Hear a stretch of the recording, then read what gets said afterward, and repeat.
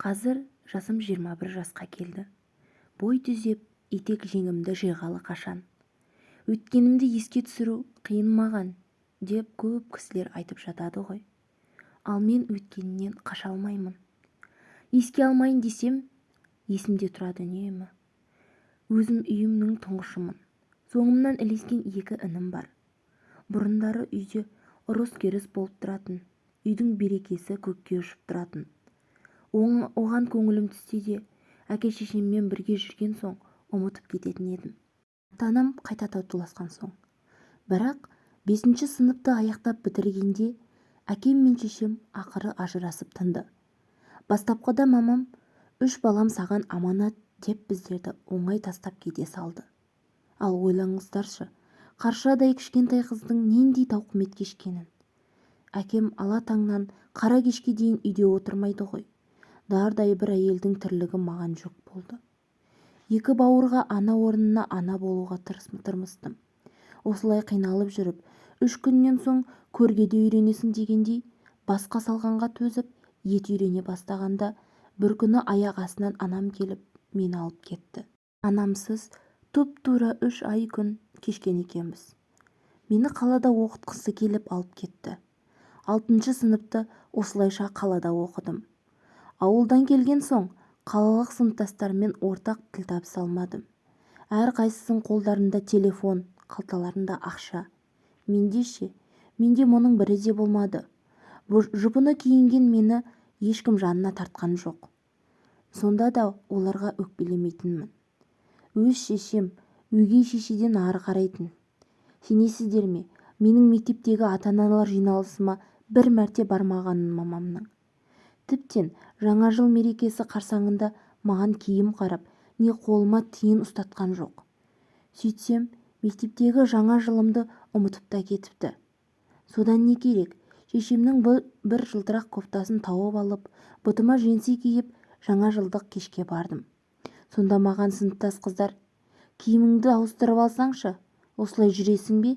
деп сұрағандары жаныма аяздай қатты бататын. Өз-өзімнен қатты ұялатынмын. Баламын ғой, сонда неге бармай-ақ қоймаймын деп қазір ойланам. Мүмкін сәбик жүрегім әлде қандай ғажайыпты күтті ме екен. Қатарлас қыздардың үстеріндегі сәнді көйлектерді мен келісе кеткен туфлиларына қарап, мына көкірегімде өксік тығылатын. Шаштарында бұралап, түрлі жылтырақпен әсемдеп, өз кейіптеріне айнаға қарап тамсанғанда, жалғыз мен ғана шығар айнаға қарап еріксіз өкіріп жылаған. Осы жылғы 6 сыныпта қыс бойына табаны тесіліп қалған, әр басқан қадамыңа ішіне қар толып кете беретін күздік етікпен қысты өткеріп шықтым. Су бола берген соң 2-3 нәски қабаттап киіп алатынмын. Әкем болса ара-тұра араққа сылқия тойып алған кезінде қалаға келіп айқай-шу шығаратын. "Сен неге шешеңе айтпайсың?" деп екеуінің ажырасқандарына мені кінәлі қылып беруші еді. Әр қырылған сайын шешемді көк ала қойдай етіп сабап тастайтын. Жан ұшыра аласұрып орталарына түсетін тағы да мен. Сонда деймін, әкемнің шешеме бағытталған жұдырықтары мен жедім ғой. 6 сынып оқысам да, менің ойлай қабілетім әлде қайда өсіп, ерте бой түзедім. Осындай ырың-жырыңмен бұл оқу жылы да аяқталды. Сабағым біте салысымен әкем мені ауылға алып кете барды. Ауылдағы 2 ініңе қарасасың деп. Өзі болса қалаға жұмысқа кетті. Ал шешем болса қалада жүріп, тағы да ізім ғайым жоқ болды. Тіпті шіркін бала-шағасын іздемейтін де. Әкемнің анасы, яғни апам маған іш тартпады. Бұрыннан маған келгенде түсі суық еді. Сөйтсем ол кісі анамды мүлдем ұнатпаған екен. Келіні болғанын қаламаған. Солай тұңғыш немересі болып мен келдім. Содан ба, білмеймін. Маған да келгенде апамның мейірімі таусылатын. Бір күні ауылға барғанымда үй жинап жүргем. Әуелі сыпырып, сосын шаң сүрттім. Сол-сол апам, "Шаңның бәрі жерге түседі" деп дүрсе қоя берді. Жарайды. Келесі күні апам айтқандай бірінші шаң сүртіп, артынан үй сыпырдым. "Шаңның бәрі аспанға көтеріледі. Неге бірінші сыпырып алмайсың?" деп тағы да ұрысты. Осыдан кейін мүлде үй жинағым келмей қалды. Тірлікке қолым тисе, мін іздеп тағы да ұрса бастайды. Одан мен де жұмыс жасамай қойдым. Мен апам маған өш болып алды. Оқып отырып, мүмкін емес дерсіз, өзі кінәлі дерсіз. Неге бәрі жаман, өзі жақсы дерсіз. Мейлі, бірақ менің еш жиғалы көргенім ұрыс-керіс. Үлкен адамдарша араша болып өстім әке-шешеме.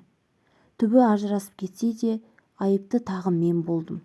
Не анам басымнан сипап жылуын сыйламады, не әкем қамқор болып қараса алмады. Үлкендерден мейірім көрмей өскен жанарым жастан қорғамайтын. Қыз болып қызығып әсем киінбедім, тоя тамақ ішпейтінмін. Оны қойшы тамақты, аштан өлмедім. Бірақ тірі жетімектің күйін сездім өз отбасымда. Біреуден қалған киімді киіп өстім. Мейлі ғой, көбінде солай шығар деп ойлаймын. Бірақ жыртығы болса жамап, реттеп киеді ғой. Ал маған анам оны да жасамайтын бала кезімде. Өсе келе өзіме өзім жауапты болдым. Анамнан сол күйі хабар келмеді. 7-ші сыныпта осылайша ауылда оқыдым. Мектепте ата-аналар жиналысында тек менің ата-анам ғана келмейді. Ылғи да солай. Ал апам болса менің жиналысыма барғысы келмейтін. Мұғалім болса тұрғызып қойып ұрсады әр жиналыстан соң. Неге келмейді ата-анаң деп. Менің мектеп қабырғасында кейде керек болып ақша жинаймыз ғой. Тіптен тест тапсырар кезде де жинаймыз. Менен кейінгі ініме сол қаржы керек болса апам беретін. Ал маған келгенде тағы да жоқ. Жылап сұрасам да апамнан жоқ ақша дегенді ғана естимін. Содан жақын құрбымның мамасынан сұраймын. Қаладан папам келгенде қайтарып беремін деп. 5-ші, 6-ші, 7-ші сыныптар қыз бала үшін құбылмалы кезеңдер ғой. Әкенің қамқорлығын, мейірімін сезінетін уақыт. Ананың ақылы мен махаббатына бөленетін кез. Ал олар болса екеуі екі жақта. Ал мен ауылда апамның қарғысы мен ұрысын өсіп келе жатырмын. Мені түсінесіздер ме? Жаным қатты қиналатын. Өзімді керексіз сезініп жылай беретінмін. Жаңадан жетіліп келе жатқан қызбын. Қалыпты жағдайда итеккір келіп бастады. Бой жеткен қыз болғанымның белгісі. Алайда мені мой жетті-ау, намысы мен қалауы бар-ау деген пенде болмады. Кішкентай болсам да көрген азабымның әсері ме, шексіз уайымның кесірі болар. Айма-ай келетін итеккір менде 2 айда бір келетін болды. Тіпті бірде 3 айға дейін асып кетті, итеккірім келмеді. Бұған апамның айызы қанып жаны кірді. Сен қатын екіқабатсың, көше кезіп бұзылғаны албастысың деп неше түрліні айтты. Бұл сөздерге шыдай алмай ақ ұрып жылаған мен. Бәсе, сондай ғой, сен қара бетсің, көтергенсің деп бетімнен салып, жұдырығын түйіп ұрып нұқып та алды. Жазықсыз кінәлі болғаныма ішім күйіп зар еңіреп жыладым әбден. Мен көшедегі жігіт түгілі үйдегі өз әкеме жақын емес едім. Қыз болып еркелеп, мойнына асыла алмаймын. Осынша болған дүниелер менің мінезімді өзгертіп жіберді. Томаға тұйық қыз болып қалдым. Апам үнемі бір жиыннан ала келген тәттілерін менен тығатын. Мен ұйықтап қалғанда, мен үйде жоқ кезде 2 ініме тығып беретін. Бала емеспін бе? Тәттіге қызығып қала беретінмін.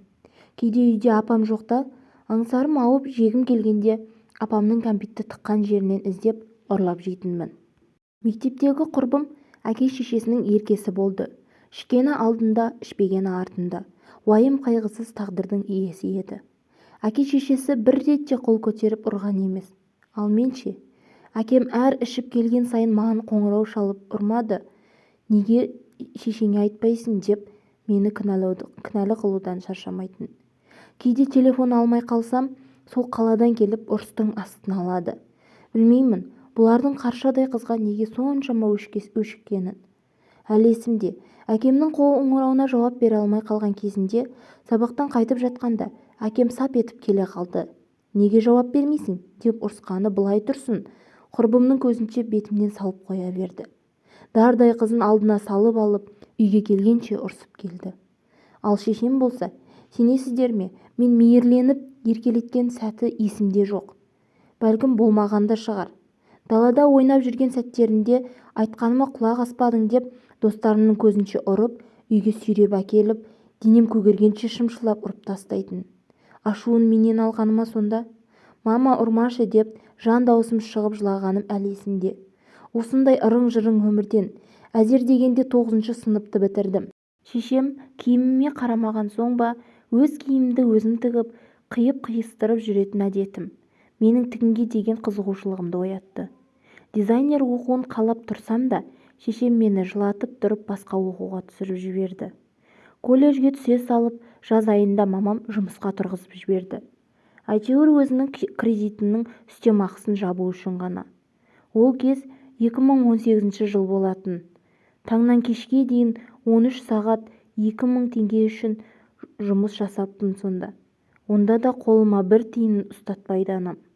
Жаздың аптап ыстығында табанымнан тозып, өзім бір тиын пайдасын көрмей жұмыс жасап жүргенінде бастығым өзбек кісі болатын, ернімнен сүйіп алды.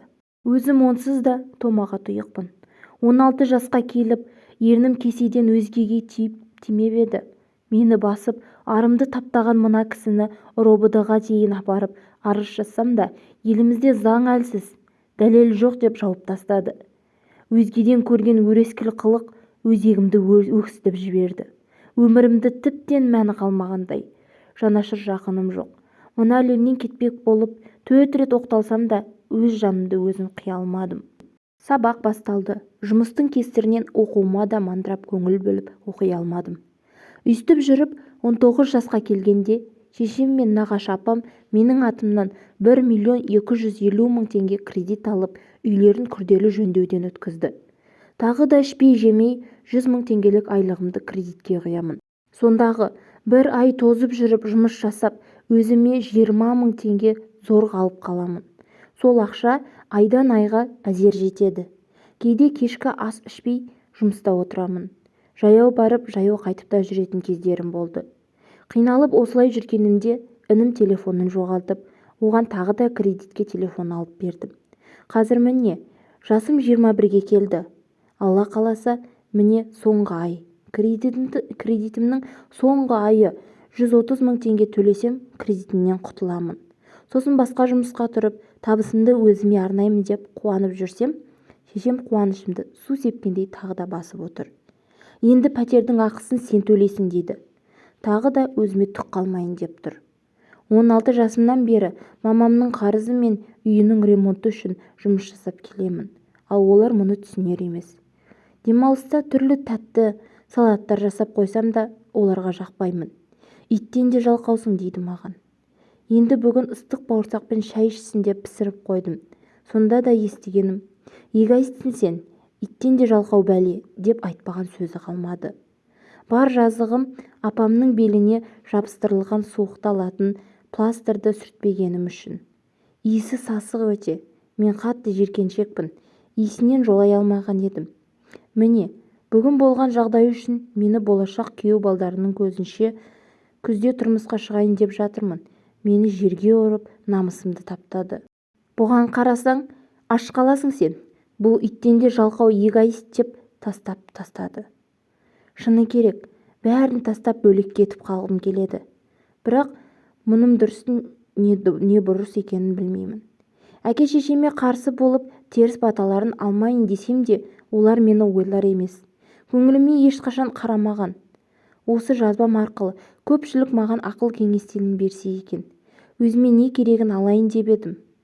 Көпті көрген апа-жеңгелерім жол сілтер. Қайтем, бұлай жазып басқалардан бақыт күтем деп ойламаған едім.